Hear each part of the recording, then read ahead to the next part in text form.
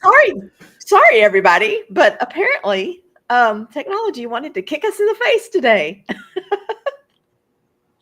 Okay, there I was. I'm sweating. Started to panic. Woo! That was a little bit scary there. Okay, so we're only 5 minutes late. Story of my life. I usually run about 5 minutes late to just about everything. So, hey, No, I'm an early okay. bird. I'm an early bird. On time is late, early is on time. I do my best. I always have the best of intentions, but I'm usually running out the door with like 60 seconds to spare, thinking, I think I can get there on time, and I cannot. So, oh man. So, anyway, that was a little nutty, and I think we might have scared people off, but hopefully not. So, oh, there's Dr. New. Okay, now people are starting to arrive. Okay, good. Okay, calm down now. Okay. This is the perfect Such a, episode for this to happen, though. Just I to guess maybe it is. Um, because that completely threw me off, and now I really don't know what to talk about.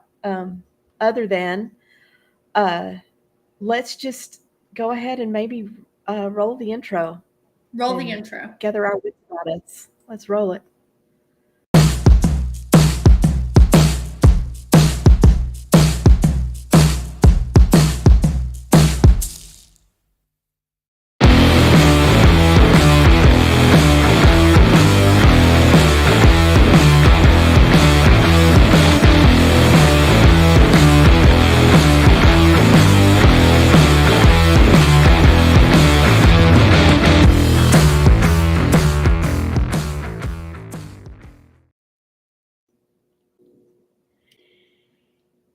And we're back.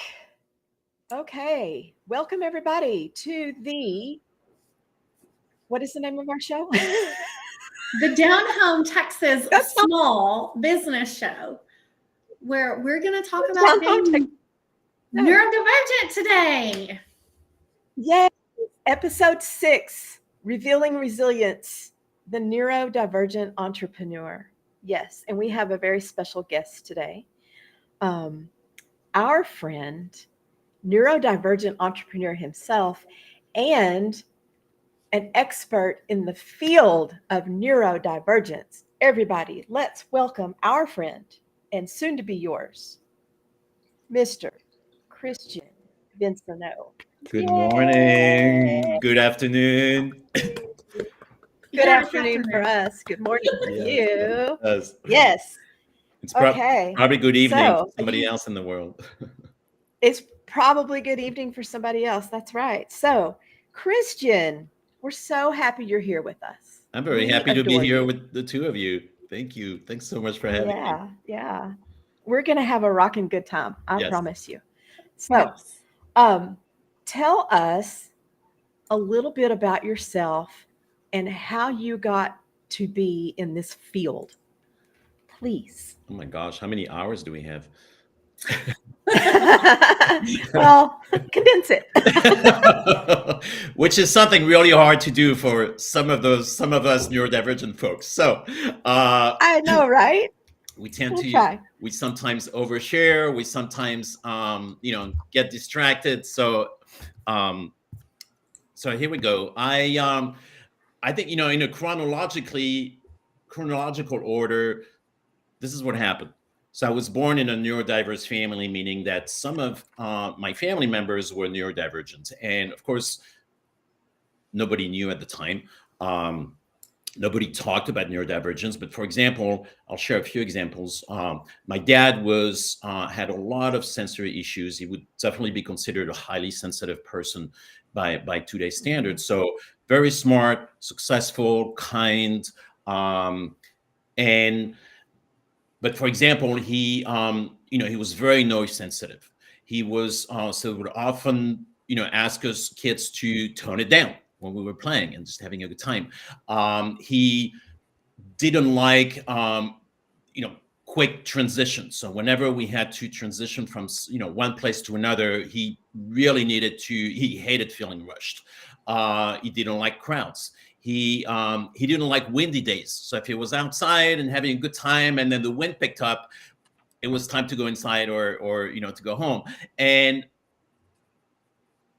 then growing up, it was, well, that's just who dad is, and that was my normal.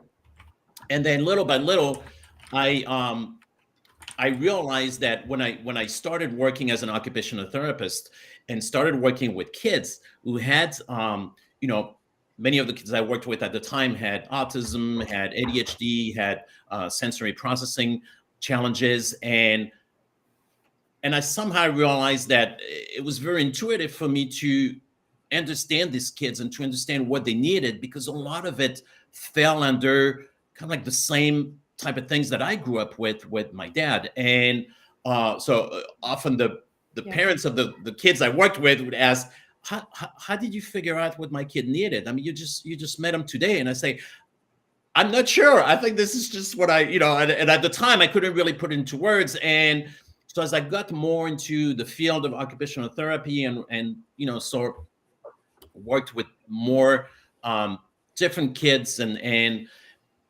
then I started realizing, like, oh yeah, my dad is neurodivergent. And then I started realizing, oh, wait a minute, I'm neurodivergent too. I have a lot of those signs. So I would read the kids' reports, the psychological reports, the evaluations, and it'd be like, oh, problem with time management. Oh, problem with organizations. Oh yeah, I have that. Or problem with and so it was a gradual process, but it was a very long journey. But what ended up happening is at some point a couple of years ago, I decided to get the confirmation that I was ADHD or not, because I had suspected the entire time that I had ADHD. Just made sense. And then the first psychiatrist just was not really with it, and just said, no, that's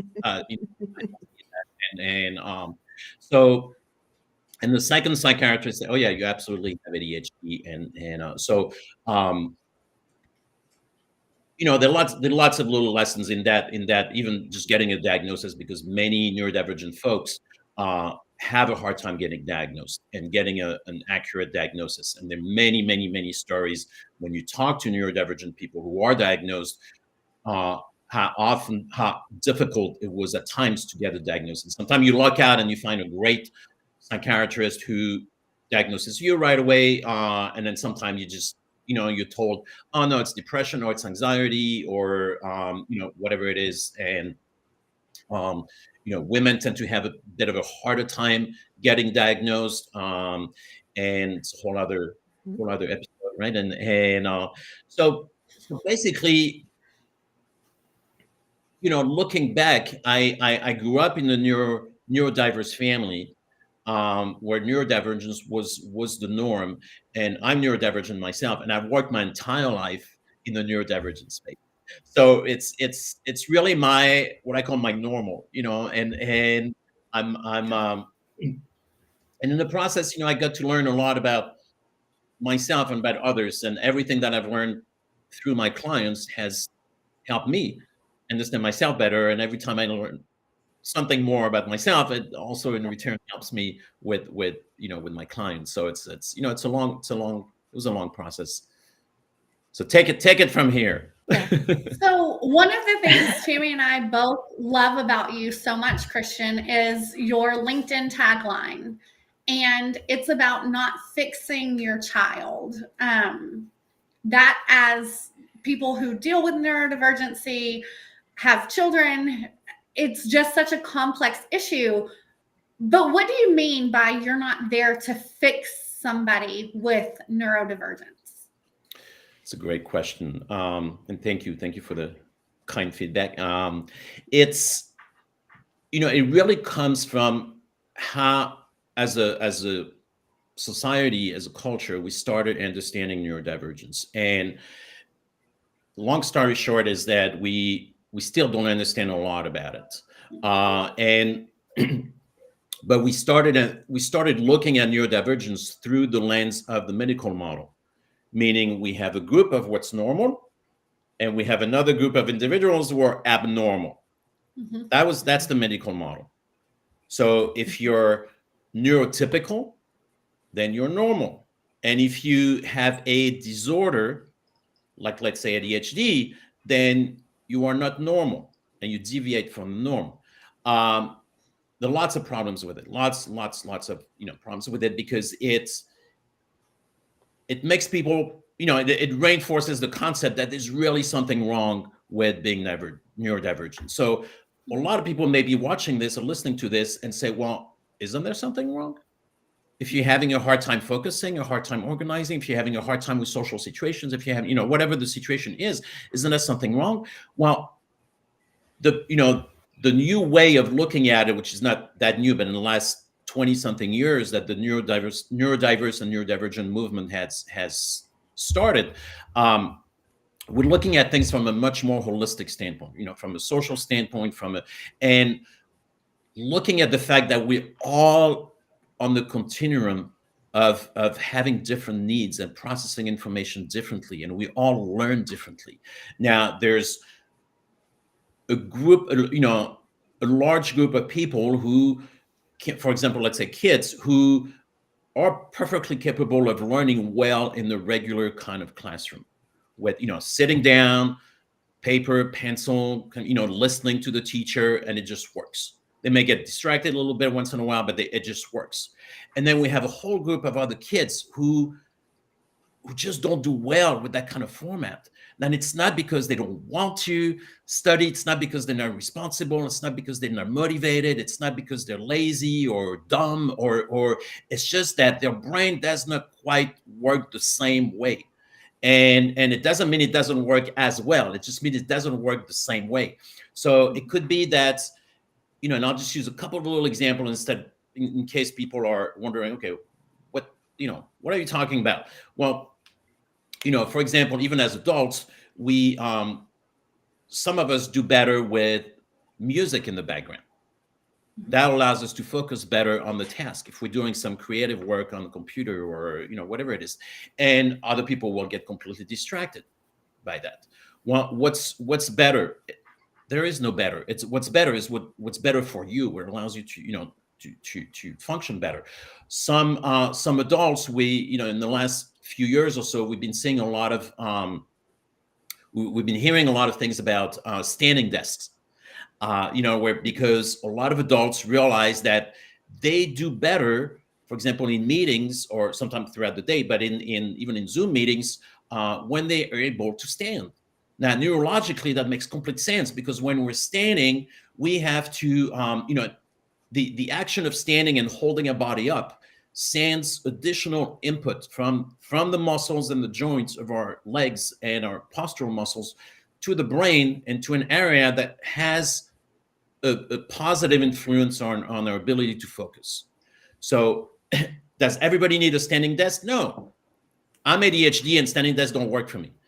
So but it's just another example of, doing better standing doesn't mean there's something wrong with you. It just means that, you figured out a way to optimize what you have, and it just works better. So it's really, moving away from what's normal and not normal, and looking more at individual differences of how people learn, how people can be their best. So Right. with that, Christian, you are an entrepreneur. You do it on your own. Why does it work better for you? There are lots of layers to this, but from a neurodivergent standpoint, it's something that I believe that most neurodivergent folks can relate to is, flexibility is key.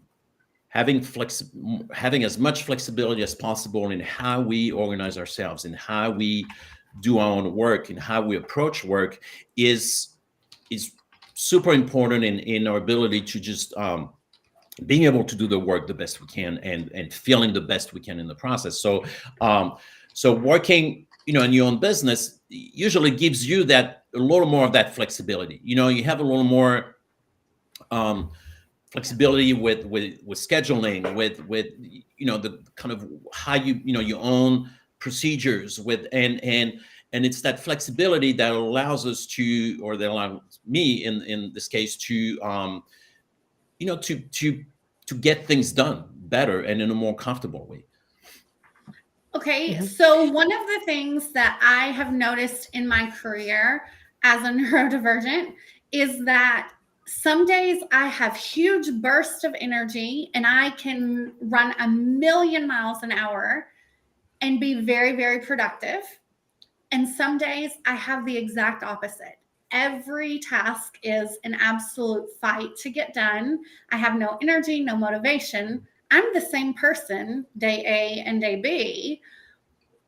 Why is that? There will not be a free diagnosis handed out at the end of this podcast. But come here for a tax return and a diagnosis. But, there can be multiple reasons, but the energy fluctuation is one of the very common factors with neurodivergence, and probably some of the main.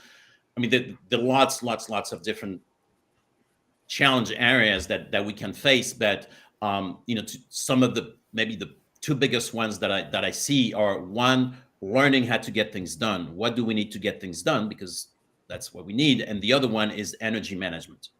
And energy management is a huge one for neurodivergent folks. And it could be that, it could be something related to where we are on the spectrum of introvert versus extrovert. And someone who's closer to being an introvert, or even an ambivert, can be drained from social interactions, and it can have a cumulative effect, or a lasting effect, meaning that, for example, if today you have a challenging day that really zaps a lot of your energy, where you push through it and you make it through the day, well, a neurotypical person may just, feel a little tired at the end of the day and say, okay, that was a rough day, and then they sleep it off and then they're fine the next morning. A neurodivergent person may not feel great the next day, and they may feel a lasting effect, almost like a hangover, if you drink too much, and that could just be from the day before. So that could, it could be one reason. Or you mentioned a little bit about difficulty getting started, or procrastination. Procrastination is often seen with ADHD. I mean, I don't think I ever met someone with ADHD who did not have a fair amount of procrastination. Now, going back to how we started with the medical model, there's still a lot of belief out there, and on LinkedIn, I mean, you'll see a lot of posts about how people who procrastinate are people who just don't want things bad enough, or people who don't have enough willpower, people who are not disciplined enough, which is just a bunch of crap. Because we know that once you start really studying procrastination, it's very, there are lots of factors to it, but a lot of procrastination is an emotional regulation challenge, which is very much seen with ADHD and some other conditions of neurodivergence. So once we start understanding it a little bit better, then we can try to remove the self-blame. We can try to remove the shame of, what is wrong with me? Why am I so lazy? Why am I so stupid? I keep doing this. It's not about being stupid. It's not about being lazy. It's our brain that's just not doing what we want it to do at the right time.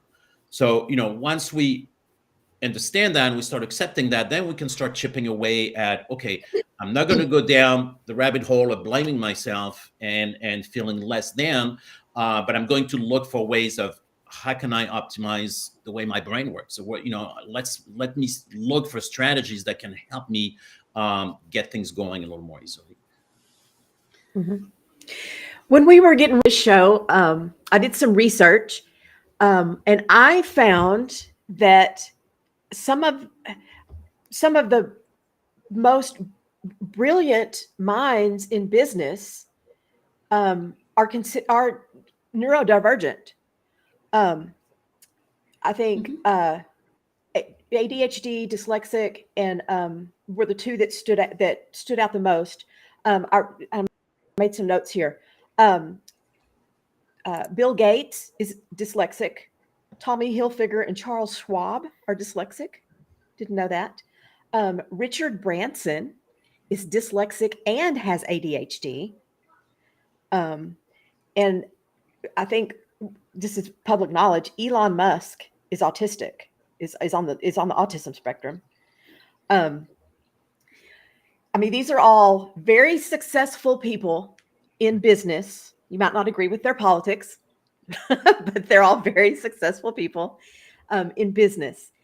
What is it that makes neurodivergence and that business sense work so well together? Is it that creative thinking and being able to get outside the box like we do, that just goes hand in hand? I think that's a lot of it. I think that's the at the core of it, that somehow our, the neurodivergent brain. And before I continue with that, I just want to share that, when one neurodivergent person, one neurodivergent person. So there's the risk to That is true. There's the risk to generalize. The same way that with I'm ADHD, and I have lots of ADHD people in my network and in my close circle, and we're all a little different. The challenges that I have with one thing, someone else may not have that challenge, another person with ADHD. And so just want to make sure that, for people who are listening, that, we're not, neurodivergent is kind of like the umbrella term. But, well, let me rephrase the question. Okay. What about being neurodivergent would work as a positive to being an entrepreneur? Maybe that's a better, maybe that's a better question. No, I think both questions were, yeah. No, that's good. You can see how people might take it as a negative and say, oh, you can't concentrate. Oh, you don't have good time management skills. But what about it could be a positive? What creativity is very much, hallmark of ADHD and some other neurodivergent conditions too. So, when an ADHD person approaches a task, they tend to often see the big picture more quickly. They tend to see, we may get lost in the details. We may get lost in the time management of it. We may get lost in the, we may have a harder time getting started on the tedious stuff, but we're going to get really excited with the creative process. We're going to see, and creative, it could be creativity in arts, it could be creativity in problem solving, creativity in starting businesses. And, you'll see a lot of serial entrepreneurs having ADHD, meaning that their strength is to get things started. And then after a while, they get bored. They get bored. Once it got started and it's going, they're ready to start another one, as opposed to continuing it. So, and that's their strength. But, if you don't know that, and if you don't get to a place where you get to use your brain power to do what you're the best at, then you're going to keep facing a lot of challenges. So I think, creativity is very common strength, that ability to think outside the box.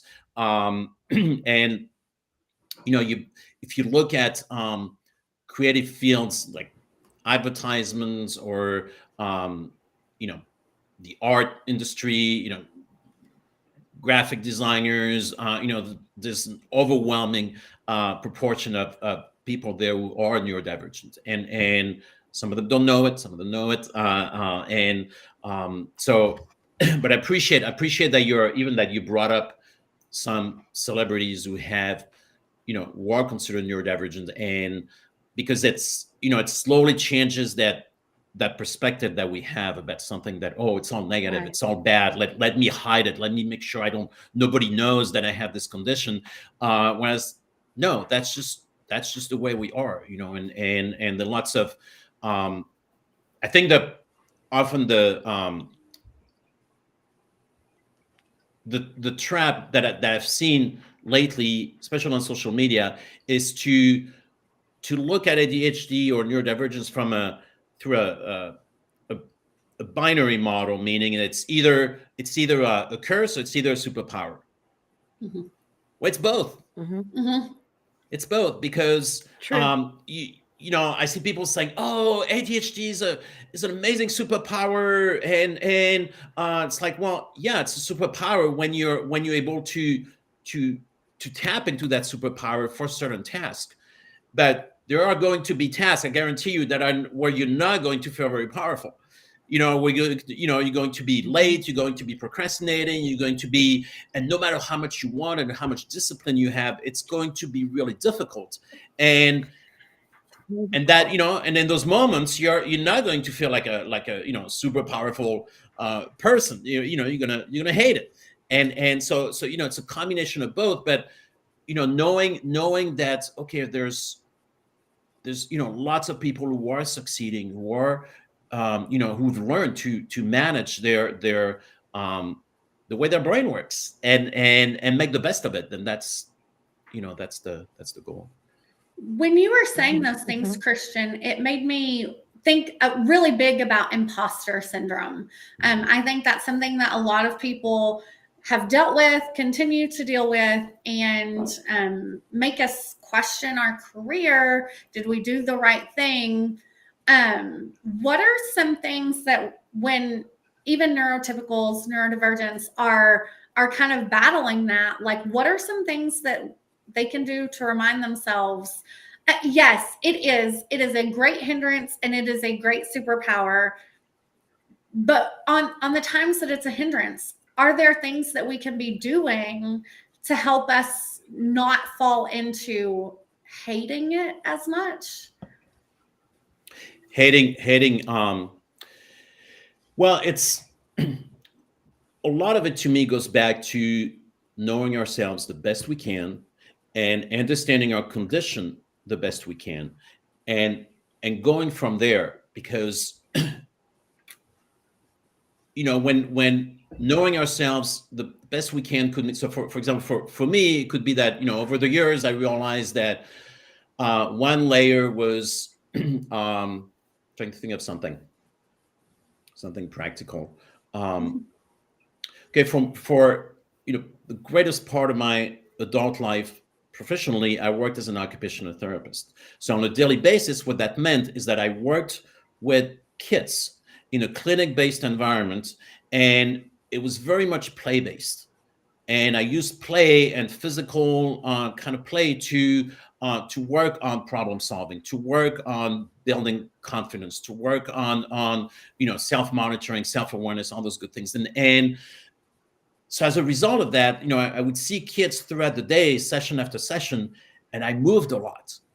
I was never sitting. If I was sitting, I was sitting on the floor for a minute, or then I have a meeting with the parents maybe for an hour, and then I'd get back on the floor. I would crawl through tunnels and I would climb ladders, and you know, with the kids I worked with, and that gave me a lot of movement inputs, and that really helped me to be better self-regulated. And then when I transitioned as a parent coach about 5-6 years ago, um, I started working from home, which is what I wanted at that point for lots of different reasons. And so I worked from home, and then after a while, I realized that I was struggling. I had more symptoms of more the classic ADHD symptoms, where I was struggling more with focusing and with procrastinating and getting things done. And so that's actually what prompted me to get a formal ADHD evaluation, because I thought, well, what's going on with me? I mean, yeah, I've always suspected, I've always believed that I had ADHD, but why am I struggling more now? Is it depression? Is it, well, what's going on?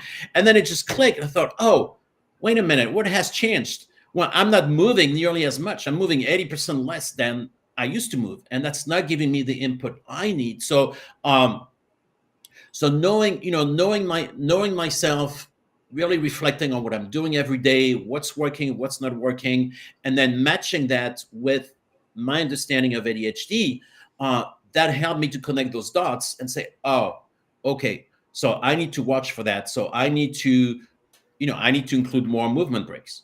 So I need to make sure that I, you know, and that's one thing that I love working from home. You know, I can step out to the backyard and go check on the plants for, even if it's just a few minutes between clients, or or if my focus goes down, or if I'm procrastinating more, then I know that any kind of movement can get me back to a better place neurologically. So it could be that, okay, I'm going to get up and I'm going to go wash the dishes for 5 minutes, because that movement input is going to give a little bit of dose of helpful neurotransmitters to my brain and allow it to do better the next 30 minutes or hour. So it's a lot of, we can't beat the positive impact of self-awareness and self-knowledge. I mean, that's really, to me, that's probably the biggest gift we can give ourselves in trying to function the best we can. Do you have any advice for the small business owner who has a neurodivergent person on their staff, say someone with ADHD or autism on the spectrum, who struggles with being on time or something like that? I mean, first of all, I guess this is a two-pronged question. What are some ways that you could recognize this in your team without, if they're not volunteering it outright? And then number two, what are some ways that you can be supportive of that? Because if, I would hope that you wouldn't just outright fire them over something that they're struggling with. Right.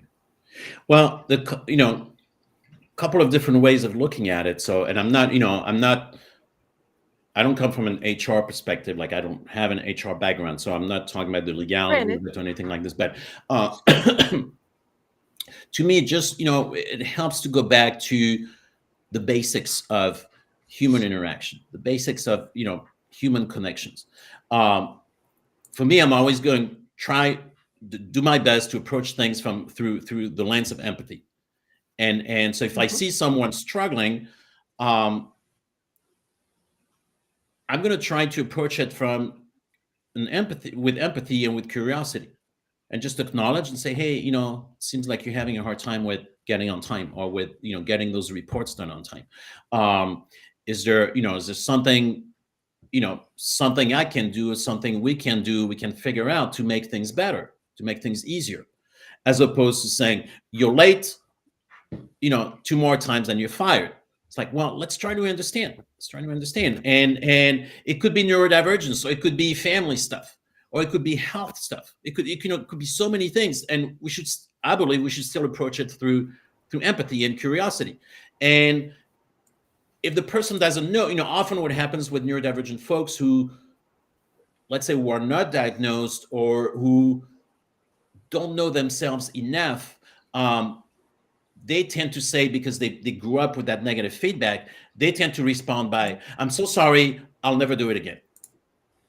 Right. Because they know, they desperately want to do the right thing. And so they say it, but they don't know how to change the pattern, how to get out that that cycle.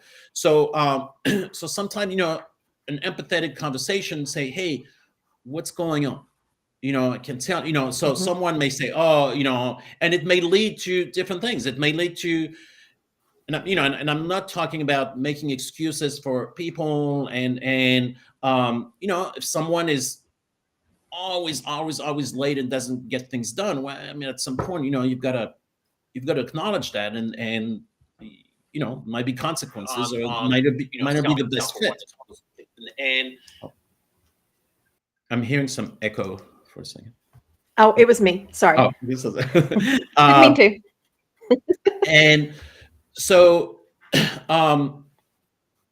totally got distracted. It's a perfect example of how my neurodivergence affects me. I'm sorry. Yeah. No, you're good, but I think it's a good example. And so I think, having a conversation about it, because and being empathetic and trying to problem solve with the employee, and say, is there something that would help you from a company standpoint, from the way we work, from our expectations, is something, somebody may say, well, it would really help me if I had I'm going to say anything. If I had a 15-minute buffer in the morning, if I had a little more flexibility, See, so that I can, just a little bit more flexibility. come in a little, on some days I may be 10 minutes late, but I can stay a little later at the end of the day, or I can, okay, that may work great for that person. Yeah. I can tell you in my career as an employee, I was chronically late. I was late almost every day. And I never realized that that was a trait of me being neurodivergent until I met you last year and started following your content and just talking with you and getting to know you and different things. And that's when I started to realize I have these tendencies and I've had them all my life. And I just didn't know that that's what that was. And so, so if I had and I had some wonderful employers who put up with a whole lot of bullshit from me. So trust me. Yeah. But that would have been really nice to have somebody approach it from that perspective to say, hey, it looks like you need about a 15-minute buffer every day. So we're just going to extend you that, but Yeah. unfortunately, I always felt so anxious about it because it was just, for me, from my childhood forward, it was just always wrong. It was wrong to be late. Right. And even today, I still struggle with being on time. And it's not because I'm not trying to be on time. I am trying to be on time. Trust me. Yes. It's just me. It's just me. And I can't help it. So Little piece. Thanks for sharing that. And then, little bits of trivia that you may or may not know, but the two of you know the word optimist.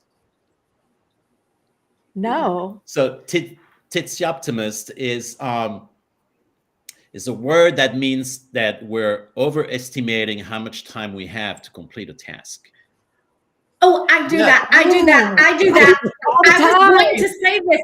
Oh, So I wanted to talk about this. When she said it, I'm the other side of the spectrum from her. She's late and I'm so early because I overestimate how much time everything's going to take.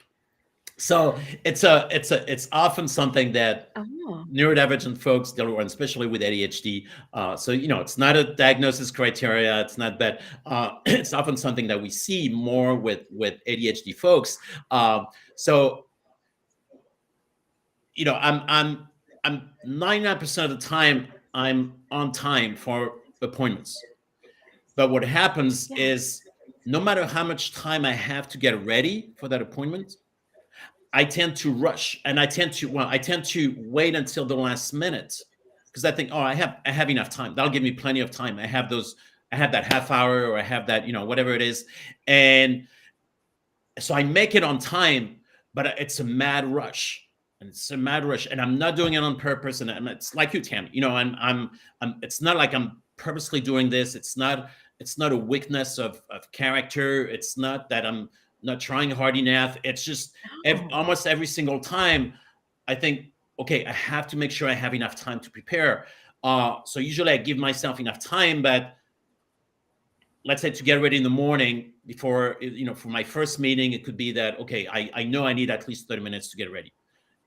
Shower, the beer takes probably 29 or the 30 minutes. And, and then, but then, inevitably, as I know I'm getting closer to having to get started to get ready, I'll start something else. Or I think, it's just one more thing I need to do. Or let me just check. Oh, is there this appointment that I forgot to check on? Oh, what's my schedule today? And suddenly I don't have 30 minutes anymore. I have 25 minutes, and I have 22 minutes. I have 20 minutes. And then it's a mad rush. So so that's, it's fun little trivia, but it illustrates it's a very basic but very common problem that a lot of us face, and often it's related to neurodivergence. And another example, Tammy, with your earlier questions, are is when it comes to employees who may be neurodivergent and who may be struggling with some aspects of the job, we I feel that the responsibility is on both camps.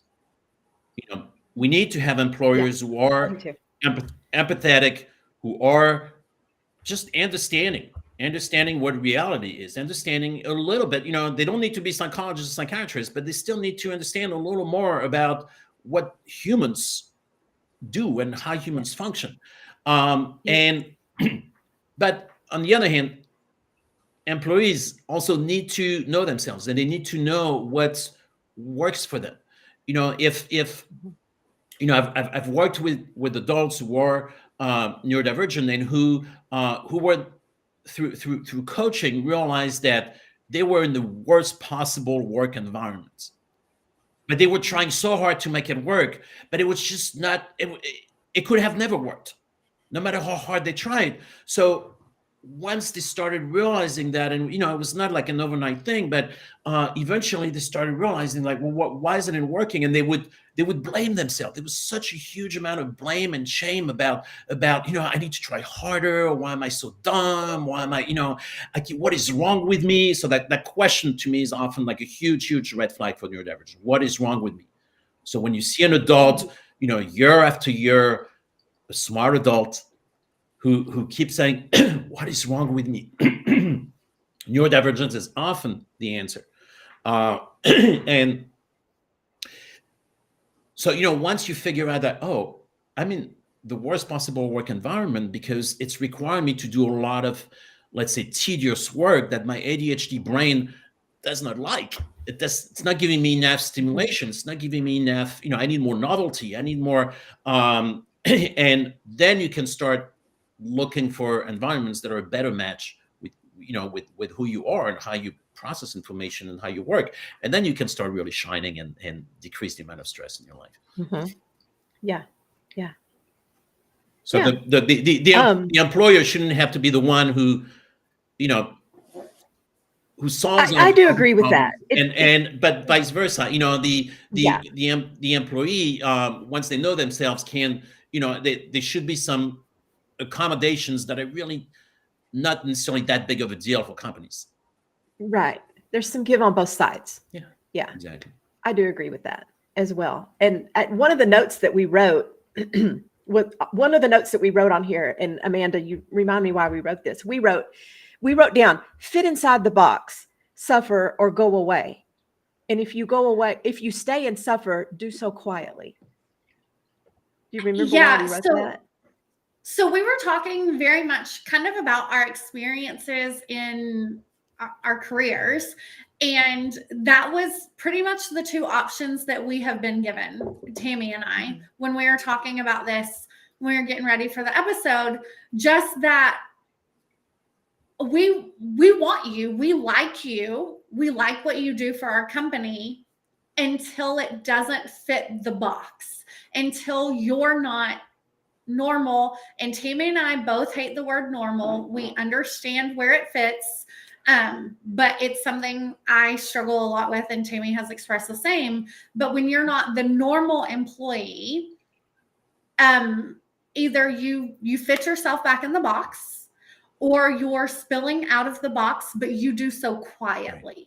You are not allowed to say the box makes me uncomfortable. No, that's a great topic to explore, because it taps into so many layers, and it taps into really having a very narrow vision of how people are supposed to be. And David, we are not normal. Sorry, we're not normal. No, David, we're going to shout that out. We are in no way normal. And then it leads to the concept of masking. A lot of masking. That's where we want to go. Yes. So a lot of neurodivergent folks grew up with masking. Now, what is masking? It's like when we pretend that we're cool, we're good with what's going on, where we can completely do the job, and we attribute our difficulties to something else. We say, I'm so sorry, it was my dog's fault this morning, or it was, or I was sick, and that's why I'm having a hard time, I couldn't finish those reports on time, when because we're so afraid that we're going to be judged negatively, because because there's still a majority of people who consider neurodivergent type behaviors as abnormal, unprofessional, weakness of character, and so on. So who would want to admit that? So of course we're gonna come up with another reason, and even to ourselves. And it's to the point, I've seen a lot of neurodivergent adults who, in their 30s, 40s, 50s, or more, just start unpacking how much negative feedback they've internalized, and how much negative beliefs they have internalized about themselves. I mean, it's really, I can't tell you how many people on LinkedIn, on the posts that I've written, acknowledge how difficult it has been, and some of them will say, "Hey, I cried reading your post because for the first time in my life I feel seen. I feel seen and not blamed." And it just connects some dots, and why I'm having such difficulty. So masking is, I mean, I've been at this my whole life, professional life, and I still catch myself masking. I'm like, oh, wait a minute, I think I'm masking. I think I'm telling others, oh no, I'm fine, it's all right. And it's like, no, it's not fine. I'm not really doing well. I'm just kind of like pretending to be doing well because somehow that's the expectation, because it links to, well, if I acknowledge that I'm not doing well in this situation, it's going to come across as I'm not really professional, or I'm not really trustworthy, or I'm not really, and which should have nothing to do with it once you understand really what's causing the problem. So Tammy and I discussed masking a little bit, and I have never heard it said the way that you just said it, Christian. I know I have masking tendencies. When I was really young, if somebody was really good at something and they were praised for that, so say a teacher praised somebody for sitting still and being quiet, I immediately picked that up as a behavior that I needed to do. Even though it was not normal to me, it's not, I wanted to talk, I wanted to move, I very much picked up traits of those around me to make my personality who I am. And as I've started shedding those things, I mean, it could be from the way someone speaks to the way that their mannerisms. I picked up so many traits from other people, and because what I wasn't okay.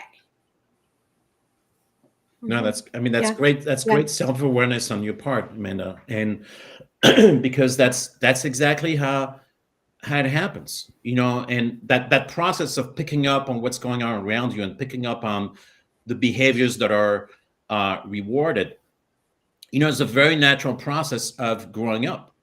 That's what allows us to learn.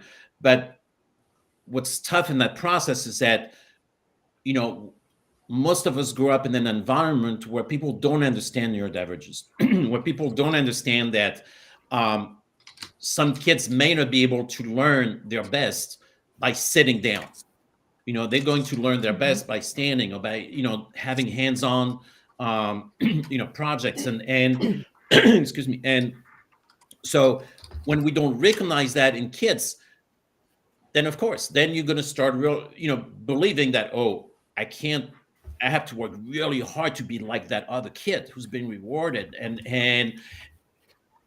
can you do it? Well, we're all on the spectrum. Anyone with neurodivergent condition is on the spectrum. ADHD is on the spectrum, autism is on the spectrum, dyslexia is on the spectrum, Tourette's is on the spectrum, and some people have more of it or less of it. And even though we may all qualify for a diagnosis, but we can still have more or less of certain features. And so what happens is that when we try to be like those other kids who are being rewarded and being rewarded, they're not really trying necessarily that hard. It's just that their nervous system is giving them the ability to sit still and focus and absorb the information. Where some other kids may have a harder time. They may need different strategies to absorb that same information. But for a kid who doesn't have as much difficulties, you're going to be trying your best. You're going to be working twice as hard. So you're going to look the part. and Yes.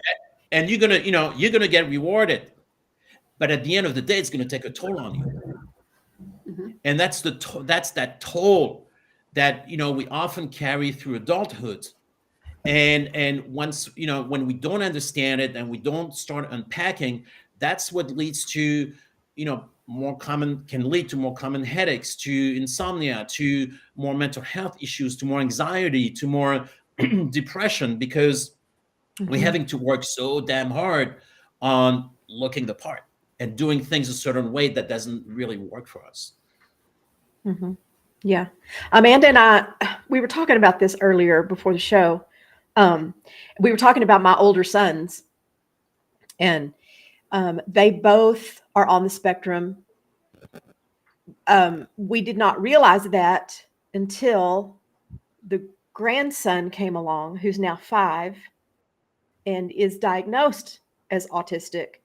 My older 2 sons have not been diagnosed as being on the spectrum, on the autism spectrum, but it is obvious now that they are.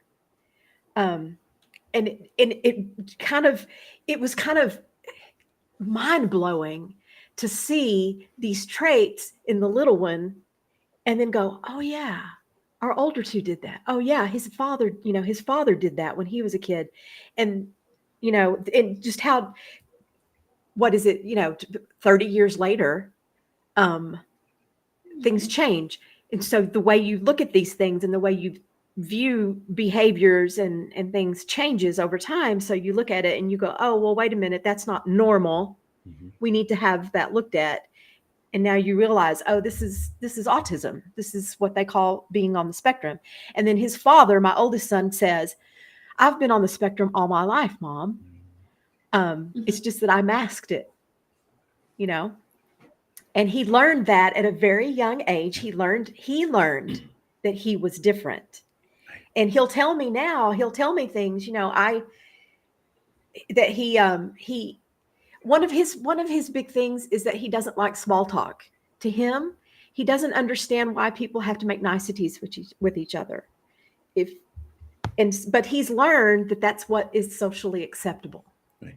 So for him, right? So when he goes to work and people chit chat about their morning and good morning, how are you?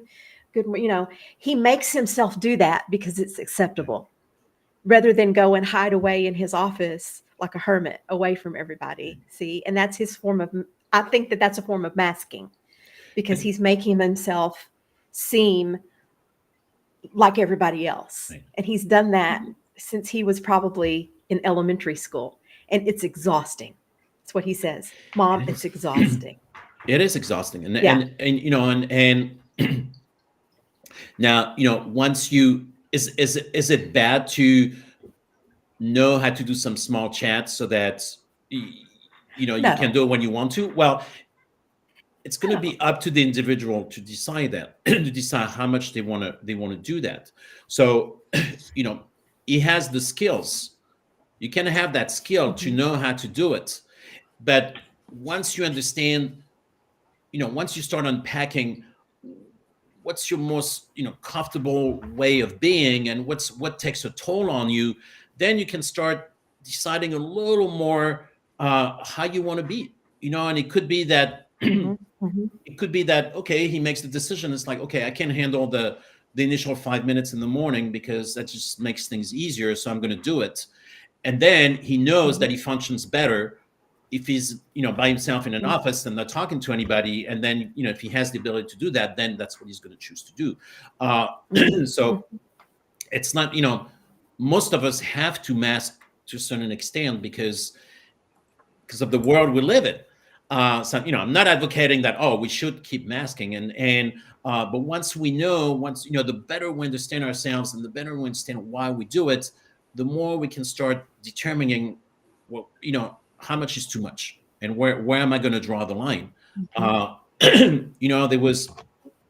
share a little example, but just, one of the many examples of how neurodivergence can show up. Excuse me.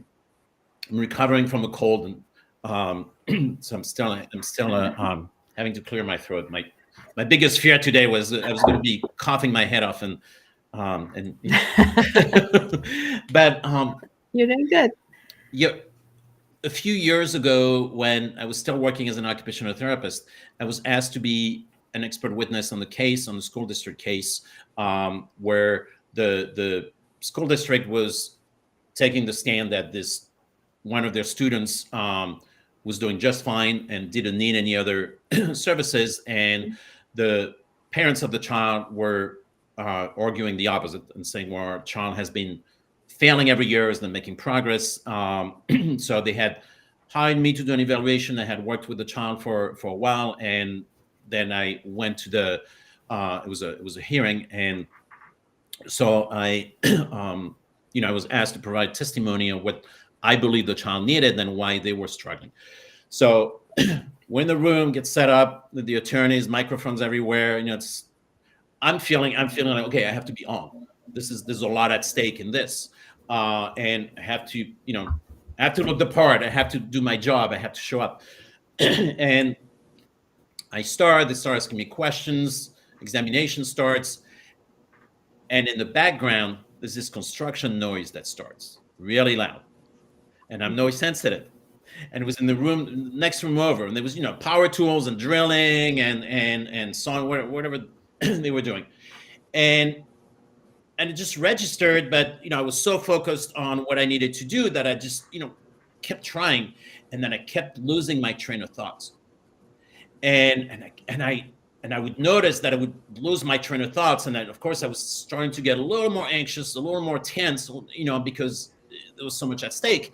So I tried to regroup, and it was just getting worse. And I realized, I started panicking for a little bit, because I thought, okay, I'm not going to be able to do this. I'm going to fail. And my whole initial response was to just, power through it and, be professional and hide the fact that I'm getting distracted. And then finally, I realized that I'm not going to be able to do this. And it was coincidentally and ironically, the child that I was testifying about had a lot of auditory sensitivities as well, and was one of the reasons why he was struggling in school to keep up with the work, and had some behavior challenges as a result. So I just stopped and I acknowledged it, and I say, all right, I say, I'm here to talk about sensory sensitivities. I'm actually struggling right now because of the noise next door. And I'm not trying to make a big deal out of it. I'm trying to power through it. But I've always been noise sensitive. It's not, has nothing to do with motivation or not wanting to do the job.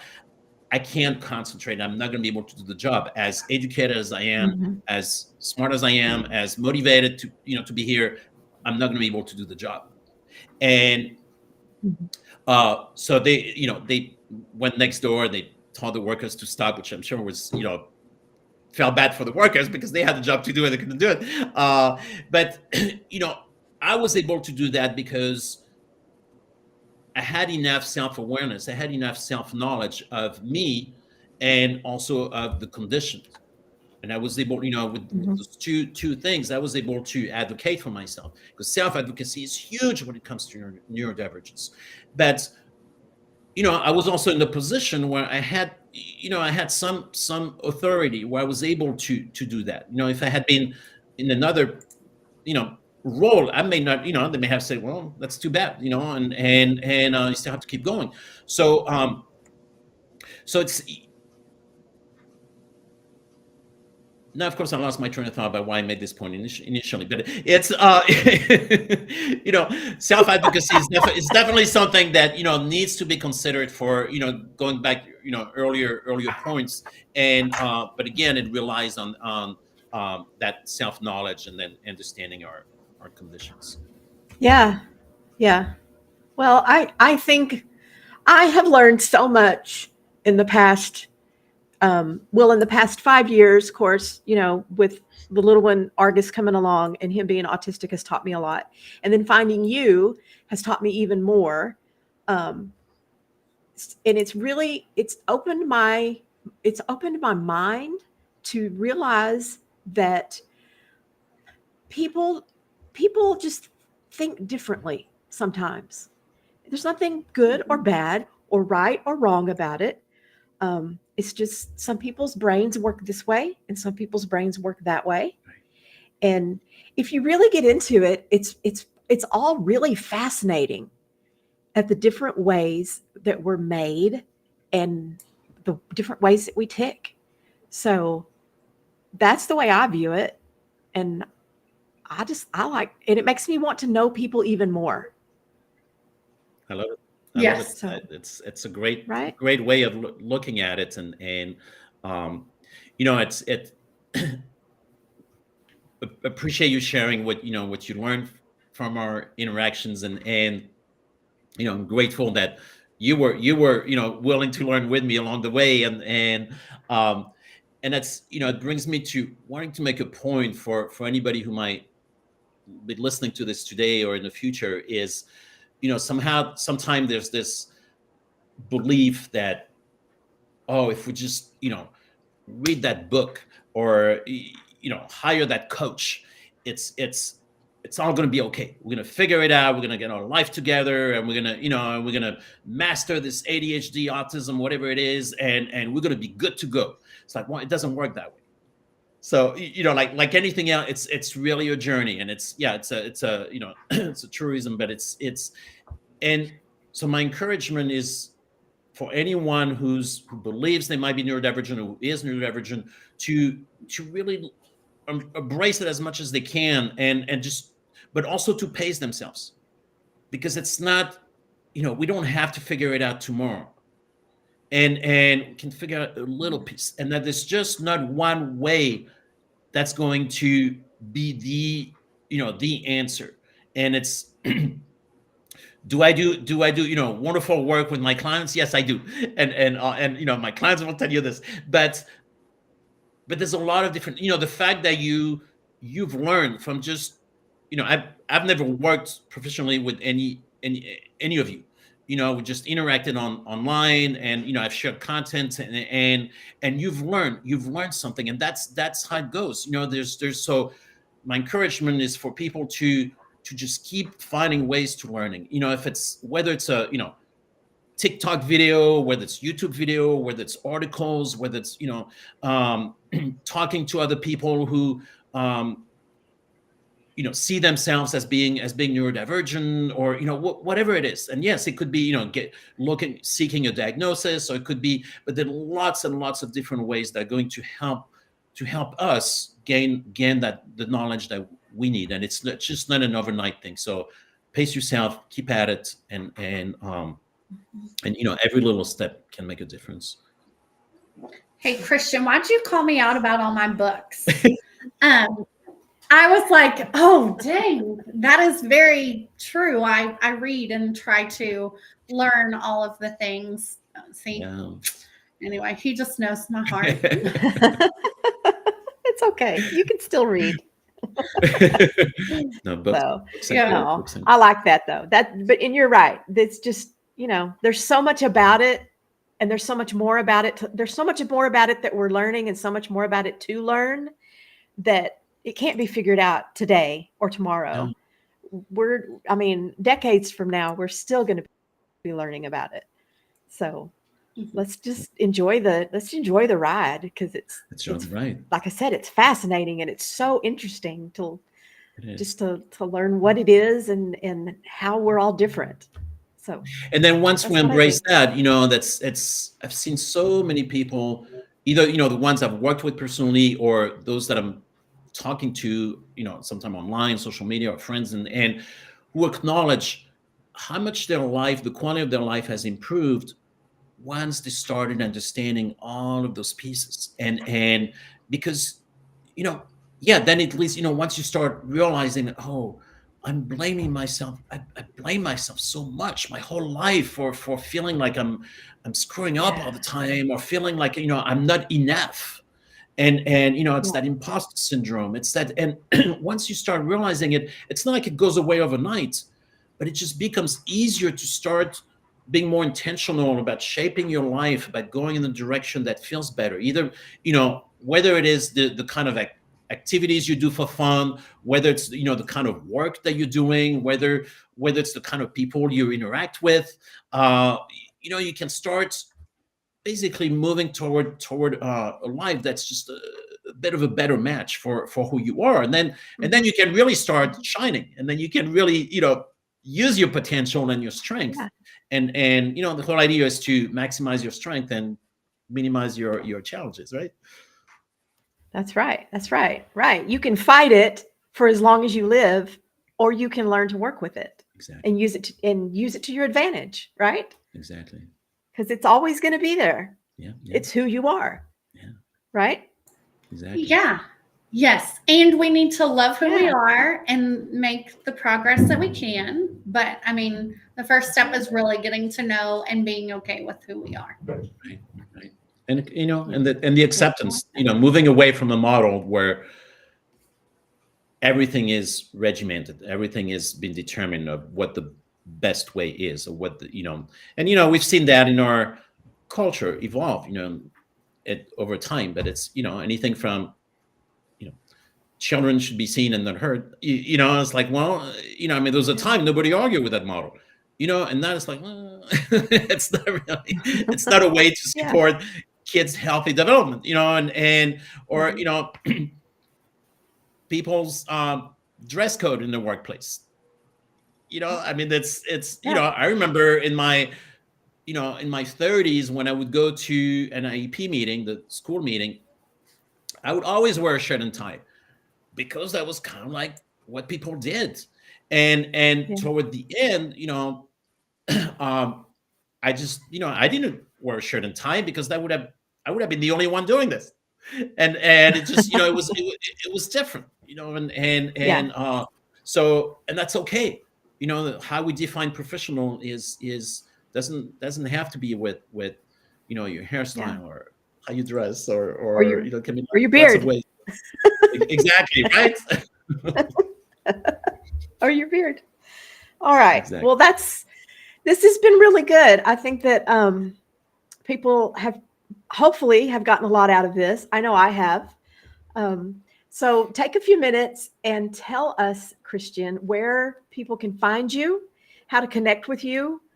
What's the best way to get in touch with you if they want to know more and learn more of your wisdom?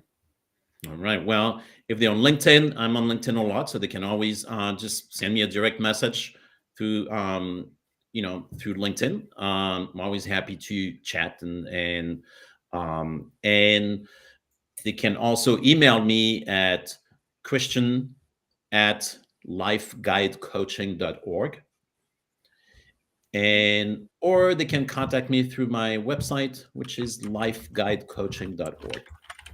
And I'm, you know, I'll always offer a no cost chat with people who just want to, you know, explore. If thank you for putting the email in the chat. And I'm always happy to, you know, chat with people. And you know, sometimes people will, you know, initially contact me and say, oh, I don't know if this is the right, you know, if it's something you work with, or what about this, what about that, and then, you know, from there, if it's something that I believe I can help, then we may schedule a, you know, no cost Zoom chat, and then we can talk more and answer questions and go from there.